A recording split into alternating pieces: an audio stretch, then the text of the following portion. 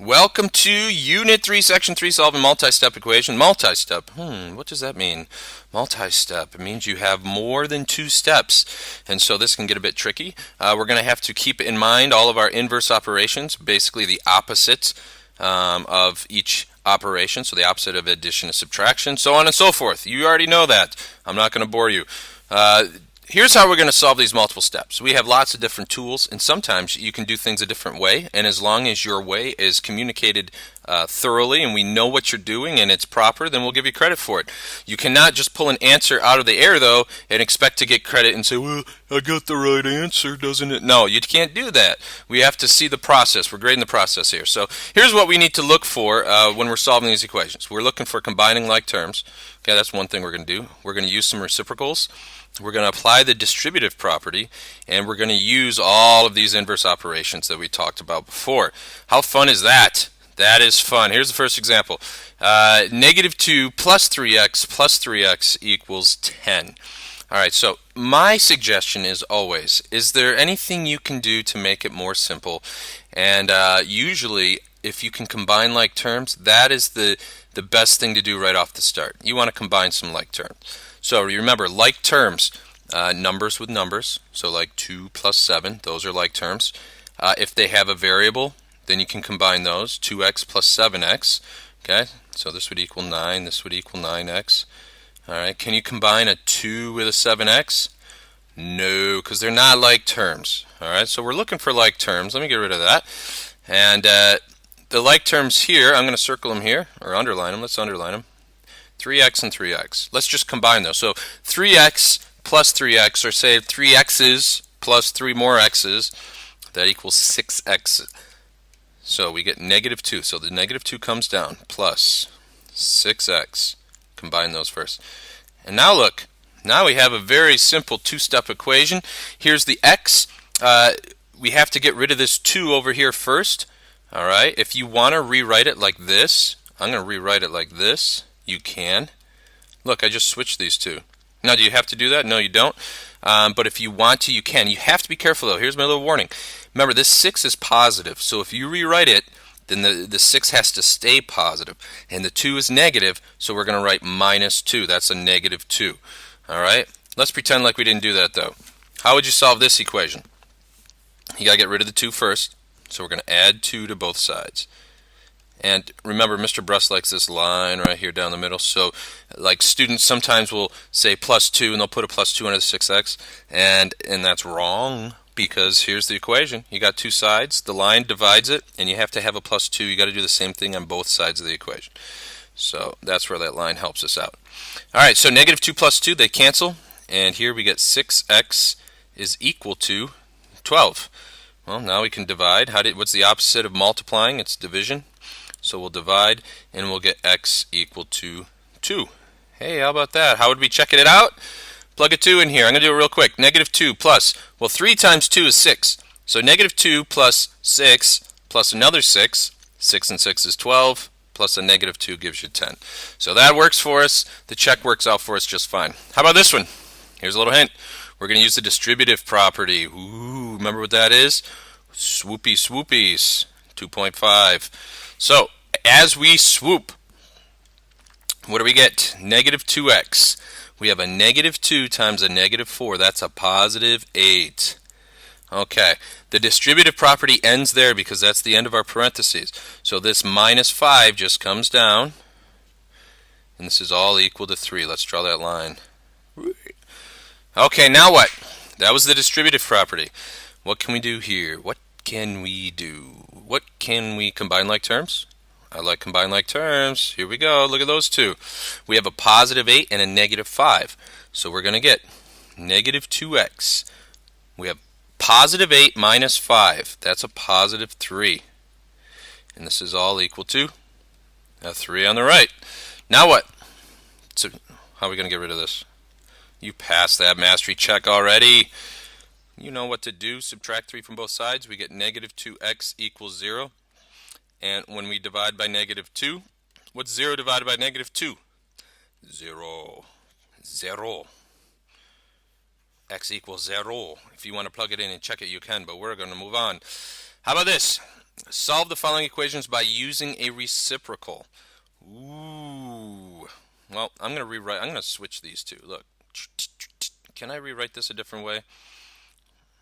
I usually don't do this, but I'm doing it to show you can, because some students like it. They have their order they like, and they like the variables on the left. Alright, so I just switched the order. Now it says we're going to solve this by using a reciprocal. Did part of your brain go, hey, I want to do the distributive property? You can do that, but look, if you distribute this 1/2, it's going to be a half times -3. You're going to get -3 halves. That's ugly. I have a better way to do it. You can use the reciprocal to get rid of the half. So remember, this is really 1/2 times blah, blah, blah. A whole bunch of stuff in the parentheses. If we're going to multiply the parentheses by 1/2, how would we undo that? The opposite of that would be times 2/1. That's the reciprocal. If you remember, reciprocals are when you flip it. You got to flip the fraction. Flip. Hey, where'd my eye go? Flip. Okay, and so if you multiply, here's our line, remember, and if you multiply the left-hand side of the equation by 2/1, then you have to multiply the right-hand side as well, and that'll keep the balance. Well, what will that do? 2 cancels 2, and 1's canceled 1, so you're left with a whole bunch of 1's all over the place. You get -3 plus 3n. I don't need the parentheses anymore, because all of this cancels to 1. It's 1 times this. Well, 1 times anything is itself, so I can bring that down. 18 times 2/1, that's just 36. And look, that's a very simple equation. You're not dealing with -3/2 and -3/2n and ugly this and ugly that. You have a very simple equation here. We just need to get rid of the -3. So we're going to do a +3. +3, both sides. Whee! And we get -3n equals 39. If you divide each side by 3 at that point, you're going to get n equal to 13.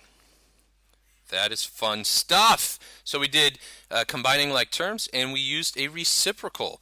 You guys are excited. All right, let's do this problem. I love it because of all the negatives. I mean, don't get me wrong, I don't like being negative, but look, negative, negative, negative, 3 negatives in one problem, and that's just, oh, I love that. That just makes me so happy. But there are several ways to do this.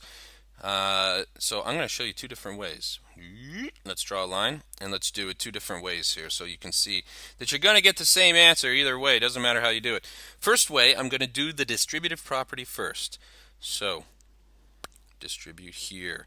Alright, so I like this problem because when you distribute, you have to make sure that's a -6. And teachers love to give problems like this so that you're remembering this will give you -6x or -6x. And it'll give you a -6 times a -4. That's a +24. And all that equals 31. Okay, now what?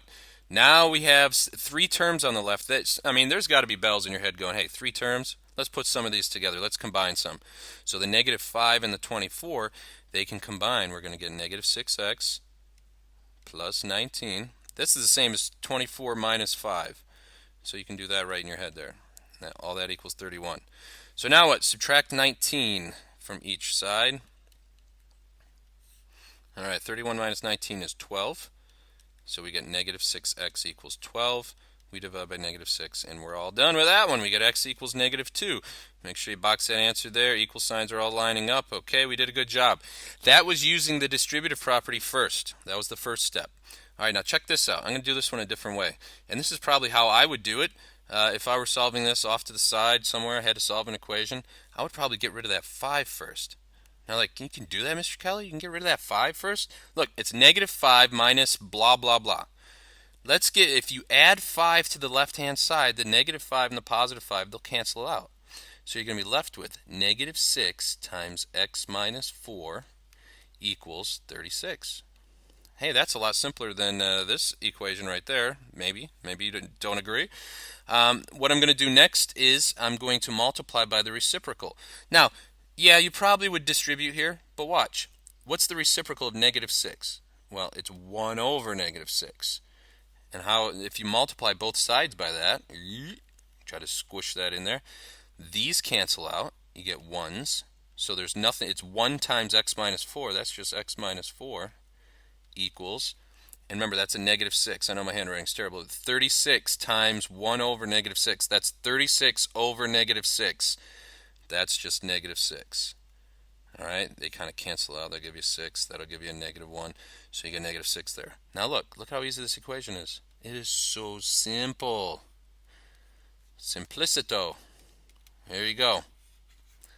Voila, you get the same answer. So, what's the moral of the story? This is actually a fable. This goes way back generations. Moral of the story: as long as you're consistent with what you're doing to both sides, like here we added 5 to each side, and you're consistent in combining like terms, it doesn't matter which way you do it. You can do it either way.